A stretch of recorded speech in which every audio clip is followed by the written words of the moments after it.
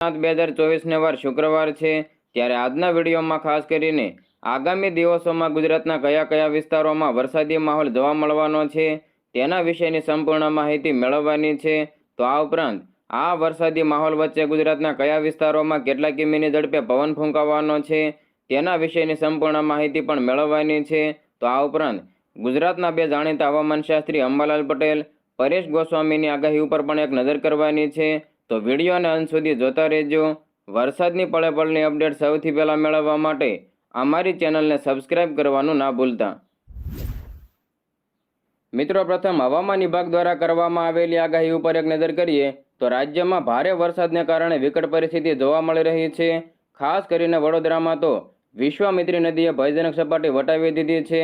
તો નવસારીમાં પણ પૂર્ણા નદી ભયજનક સપાટીથી 6 ફૂટ ઉપર એટલે કે 29 ફૂટે વહી રહી છે, જેને કારણે નદીના પાણી રહેણાંક વિસ્તારોમાં ફરી વળ્યા છે। આવામાં લોકોની નજર વરસાદની સ્થિતિ ઉપર બની છે।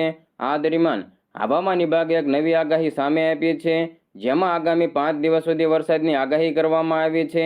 ગુજરાત ઉપર હજુ પણ 2 સિસ્ટમો સક્રિય બની છે। મિત્રો, તમને જણાવી દઈએ કે 27 તારીખે સુરત અને નવસારીના વિસ્તારો, તો વલસાડમાં પણ ઓરેન્જ એલર્ટ આપી દેવામાં આવ્યું છે, જ્યાં અતિ ભારે વરસાદ પડવાની સંભાવનાઓ છે।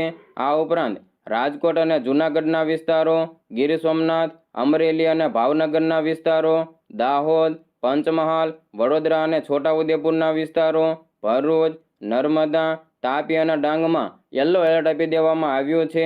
28 તારીખની જો વાત કરવામાં આવે તો 28 તારીખે ગીર સોમનાથ, અમરેલી અને ભાવનગરના વિસ્તારો, સુરત, નવસારી, વલસાડમાં ઓરેન્જ એલર્ટ આપી દેવામાં આવ્યું છે, જ્યારે કચ્છ અને મોરબીના વિસ્તારો, જામનગરને બાદ કરતા તમામ જિલ્લામાં યલો એલર્ટ છે। મિત્રો, 29 તારીખની જો વાત કરવામાં આવે